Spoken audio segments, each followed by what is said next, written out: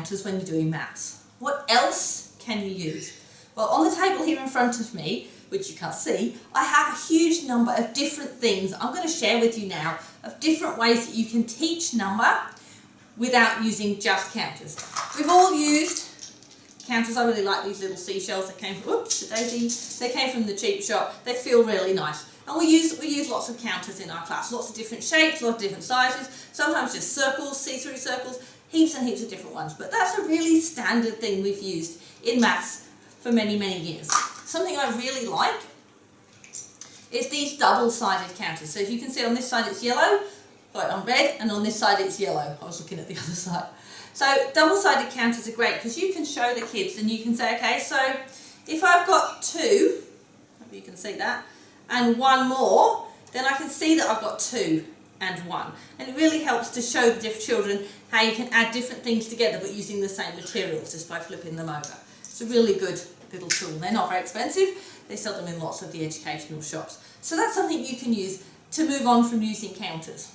What else can you use? Well, I'm just going to move along the table. So you could use a pegboard. Most prep classrooms have got one, but they're probably not using it necessarily for maths. So here at the bottom I've got 4 and 3, and then here at the top I've got showing the difference between 4 and 3.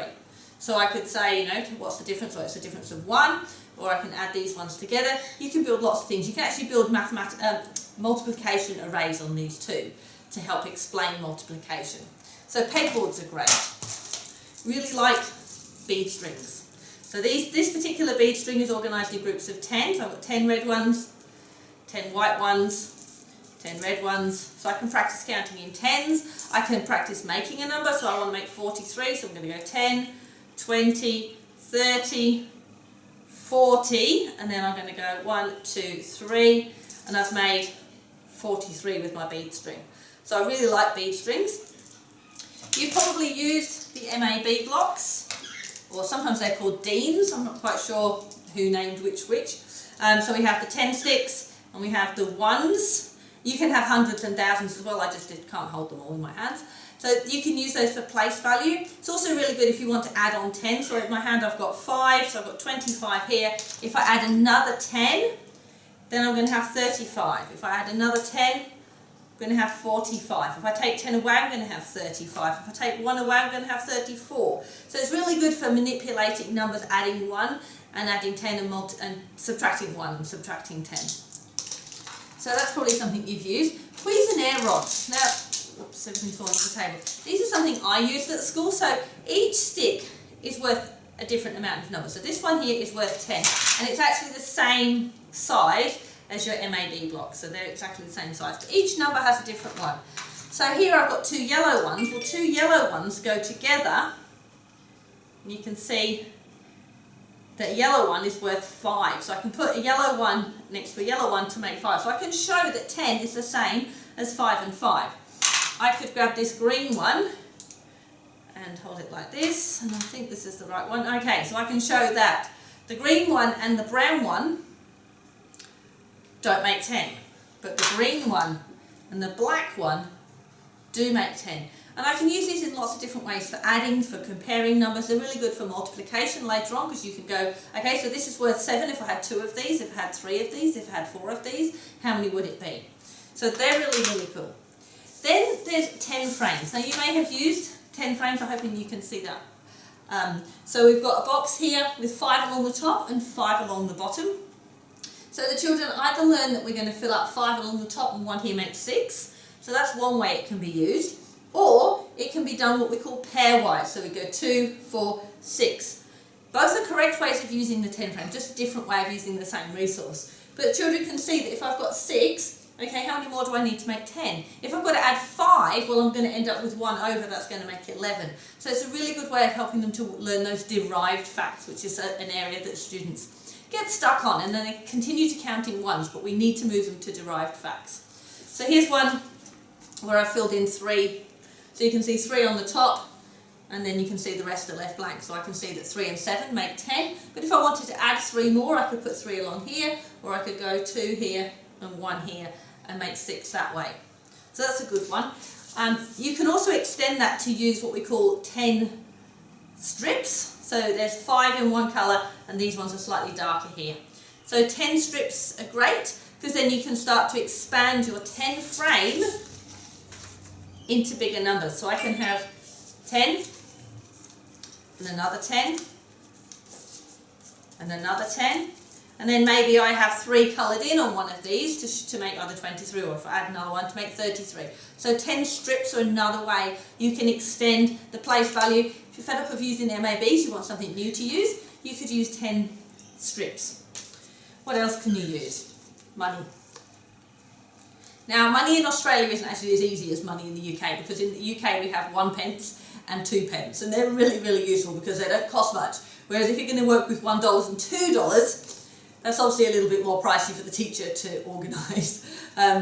So counting in $1, counting in $2, obviously you can work with 10 cents, they're probably a little bit more practical in terms of money, but you've also got plastic money, but real money always feels better, it sounds better when you're using it. So you can use those. So you can say, okay, I want to make 30, and I'm going to get 10 cents to practice that place value. Something you may not have seen, this is called a reckon rec. So it's like a mini abacus, but it only goes to 20, because really once we get to 20, children have probably got understood how numbers work together. So I've got 5 red ones and 5 white ones, 5 red ones on the top and on the bottom. So in total I've got 20. So if I move these over here, how many have I got here now? I've got 15. If I move one more, then I've got 14. So we can get children to make those relationships and be flexible thinking about number. So that's a reckon rec, which is a mini version of the old-fashioned abacus, which I'm sure lots of schools have got and you've used. But I really like the reckon rec because it has the double colours, so you can split it into 5 and 5, whereas with this, all of this top row is blue, so I can't see easily where 5 and 5 is. And 5 is a really important benchmark number, as is 10. And we teach 10 as a benchmark number a lot, but we probably need to teach 5 as a benchmark number more. Nearly got to the end of my table. We also have, oops, they're all falling on the floor, arrow cards. So this one's worth 300. Oh, that's interesting. I've pulled out all the 3s. That was a total coincidence. This one's worth 30. This one's worth 3. So I can put them together and build a number, 333 here. I can build those together, but then I can also segment them and pull them apart and partition them back into the 1s, the 10s and the 100s. And it really helps children see how the numbers go together, and they can see what fits with what and how it fits. So it just helps to establish that place value. It's a really, really powerful tool. And you can get these going right way up into the millions if you really want to go that far. You can also use them for decimals. There are decimal sets available. Something else you can use, couldn't find my paddle pop sticks, but you can grab sticks and you can pile them up. So 1, 2, 3, 4, 5, 6, 7, 8, 9, 10. So I can put an elastic band around those and say that that's a bundle of 10. Then I can make another bundle of 10, 2, 4, 6, 8, 10.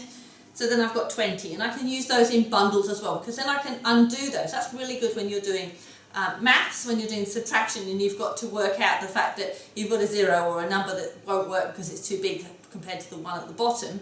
So where you've got to do that decomposition and trading the numbers, this is really, really good for that, because you can then take them apart, take the elastic band off and take them apart and show how that breaks down again into making everything back from 10s into 1s.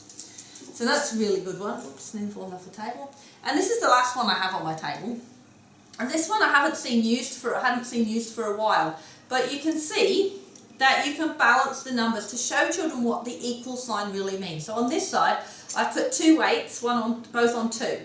So 2 and 2 make 4.